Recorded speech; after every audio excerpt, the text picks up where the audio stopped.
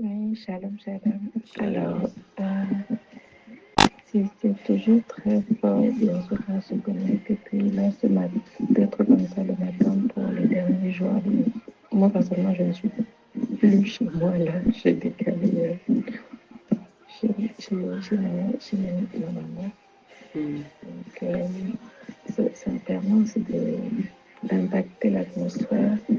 Il y a encore plus de monde à partir d'aujourd'hui qui vont arriver. Et on reçoit pour donc, c'est un moment un peu précieux pour moi de rentrer, de pouvoir moi me fortifier intérieurement et impacter l'environnement où je suis. Et d'être bien sûr en votre présence, c'est toujours agréable. On va dire que c'est un moment peut-être un peu égoïste. Yeah. Je rends grâce à Dieu. Je n'ai pas vraiment le temps, mais je sais qu'il fait toujours plus même. Qu'il agit au-delà, mais il nous surprend. Ça, j'en ai la conviction. Donc, soyons toutes bénies. Croyons qu'il agit. Amen. Merci beaucoup. Merci beaucoup pour ce partage. Et c'est effectivement ça, les périodes de Noël. On se retrouve, des fois on est chez nous, des fois on est chez nos parents. Des fois on est en famille. Et c'est important, étant des disciples de Christ, d'être remplis de lui dans le matin. Les réunions en famille, les rencontres en famille, ces temps de célébration, des fois ça peut créer plusieurs choses en nous parce qu'on est en famille. La famille, c'est ceux qui te connaissent le plus, c'est ceux qui ont changé tes couches, c'est ceux qui ont ton mauvais caractère, c'est ceux qui ont des grandes attentes de toi, mais aussi ceux qui ont des attentes des fois décevantes et déceptives de toi. Donc, cette période en famille, si tu n'es pas bien chargé, ça peut, tu vois, et si ton cœur n'est pas dans la bonne posture ou attendri ou rempli, ça peut déborder. Donc, ce qui est mauvais, l'amertume, le ressentiment, le manque de pardon, tout ça là, qui se révèle beaucoup en famille, ça peut déborder sur ces familles et vraiment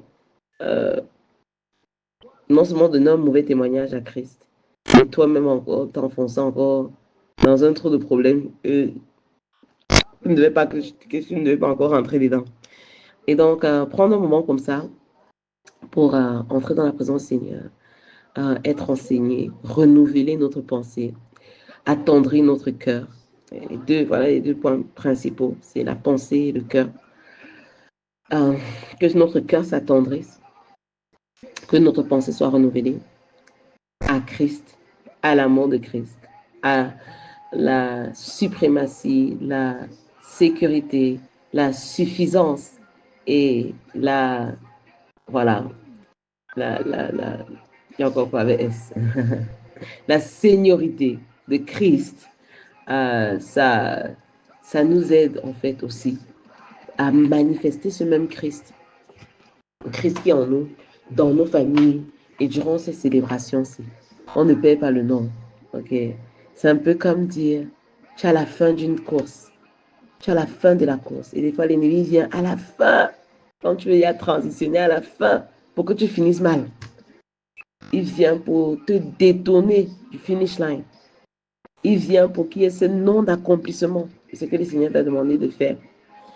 Et à combien plus forte raison il le fait à la fin de l'année.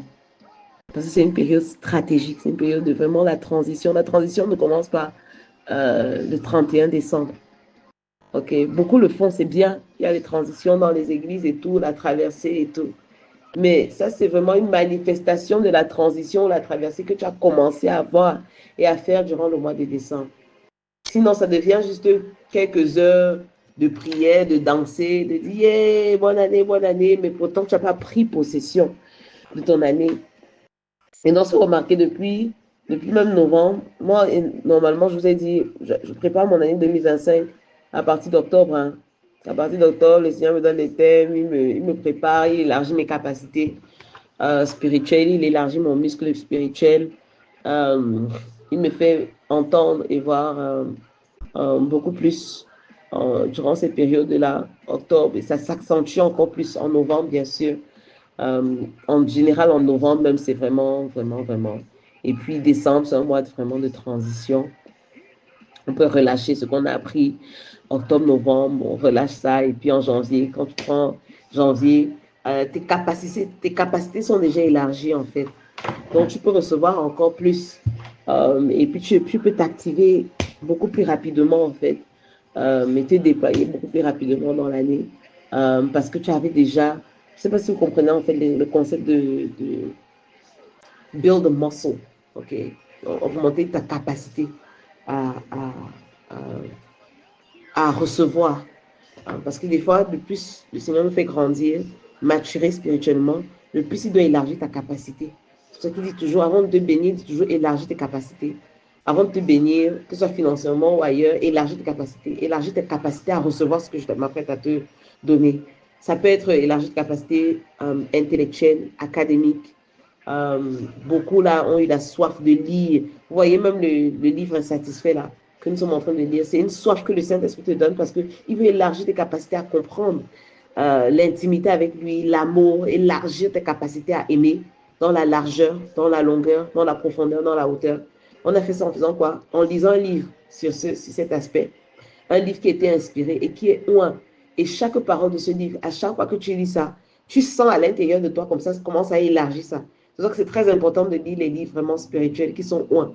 Et des personnes qui sont loin et qui ont reçu un message du Seigneur. Parce que tu reçois le transfert là même en lisant. De la même manière, quand tu lis les livres sataniques ou les personnes qui ont été dans la formation, ça infiltre certaines choses dans ton être. Donc, ça se passe dans les deux côtés. Donc, vous voyez, durant cette saison-ci, le Seigneur a étiré beaucoup nos capacités. En octobre, on a eu tellement de programmes, septembre, octobre, novembre.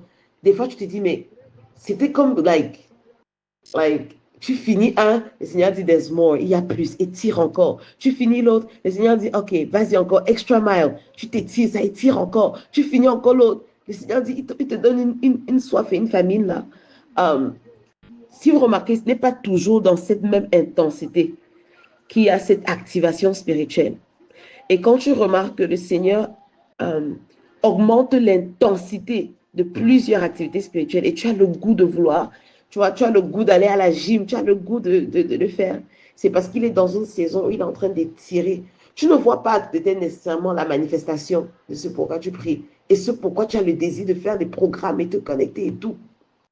Mais tu vois, mais tu sens comme, God, I need to do this, c'est genre, je dois faire ceci. Ce n'est même pas trop, tu ne comprends pas le pourquoi, mais tu sais que non, je dois faire ceci. Et c'est une bonne chose. Quand le Seigneur augmente ton appétit, il grandit ton appétit, il étire, il te stretch. Pourquoi? Parce que pour la saison d'après, tu as besoin d'avoir eu ces enseignements, ce renouvellement de la pensée, ces passages-là pour le cœur. C'est pas seulement spirituellement, hein. Il le fait même dans le côté professionnel. Tu vas voir que moi, par exemple, ces moments-ci, entre maintenant et janvier, il y a au moins 2 certifications que je devrais faire. Donc, le Seigneur te donne le goût je ne vais pas dire amasser, c'est même pas vraiment amasser, mais de t'étirer en fait pour pouvoir peut-être gérer plus, avoir les compétences nécessaires, avoir euh, les capacités nécessaires pour pouvoir recevoir ce qu'il s'apprête à donner.